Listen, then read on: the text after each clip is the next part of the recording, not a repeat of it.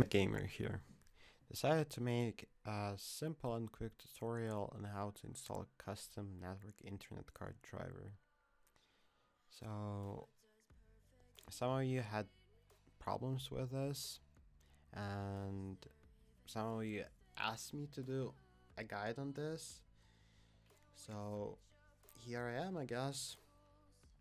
So the question you might want to ask is, why should you use this driver? Well, because it's tweaked and stripped. To be honest, that's literally it. So in the modded driver, we disabled all the power saving features and tweaked it for low latency. So what is exactly different in the drivers? So there are like two folders. All of these files are the same. The only infs are different. And as you can see, the size of the tweaked one is significantly lower because it's also stripped.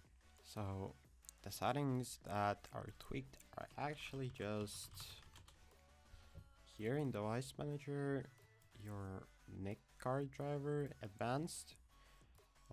Those are the settings and power management. But the driver is also stripped, and let's just compare, right? This file, which has like around 12k, and the untweaked one, which is like 18k. Well, 6k line difference. I think it's not bad. Yeah. Okay, so on to how to install the driver. So first you need to install Unlocker with Explorer extension. I'll link that in the channel description. Then you press Windows R, which is basically just run and type or copy, or to say this.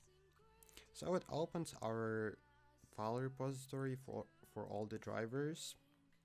You can also like take a look. Oh no, just all the drivers you ever want. So then you find your network internet card folder. So RT64 Windows 7.inf blah blah blah. It's just like a stock driver. Well, you can open it if you want. So we installed Unlocker. We right click Unlocker and go to delete. Press OK. Success. Okay, so we're still using the driver. As you can see, we can open like YouTube. See, it works. So our next step is to go to Device Manager and to find our Realtek. Then right click, uninstall, check delete the driver software for this device. Okay. See, we don't have internet, and if we scan for hardware changes, do it. This is important because it will not show the driver. So to actually find the driver, we need to sort by devices by connection and check show hidden devices. And so we have our Ethernet controller with a warning sign. So we literally just double click. We go to update, and then we have to lay the path to our network internet driver folder. So we go on desktop. I'm gonna install my own one that is like more tweaked. But it's the same. You can just go with this because you have it, right? So we choose it, press OK, click next, click install, and boom, we have the driver software. I mean driver itself, I'm sorry. So the thing, if you have already tweaked your network, right? You disable services, like I did in Servant, like there is no DHCP service. Yeah, it's disabled. And in case if you did that, you have to either run default services and it will be enabled, or if you remember your IP config, you have to set it again. So let's do it now.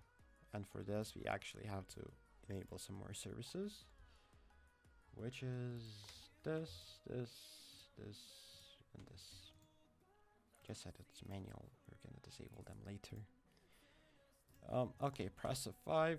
It's here. It says identifying. That's okay. We go to IPv4. I already know it's like will be different for you.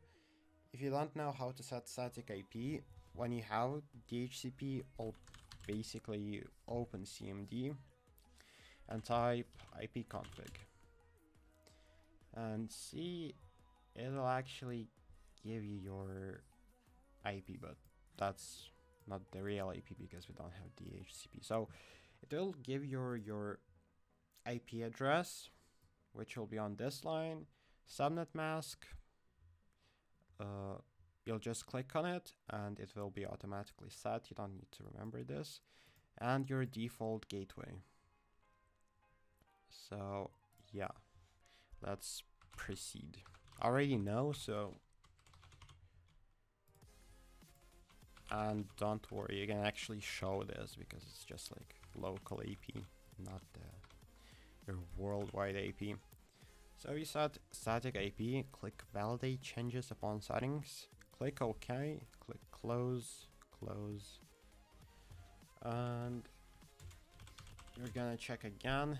See, it's all set and good. Okay, let's close this and then try to launch YouTube. Boom, it works. And let's check. All the settings are tweaked. This seems tweaked. Let's check. Disabled.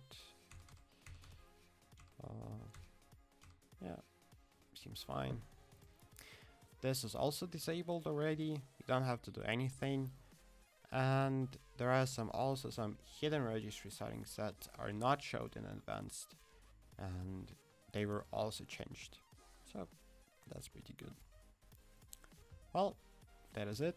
Thank you everyone for watching. Bye.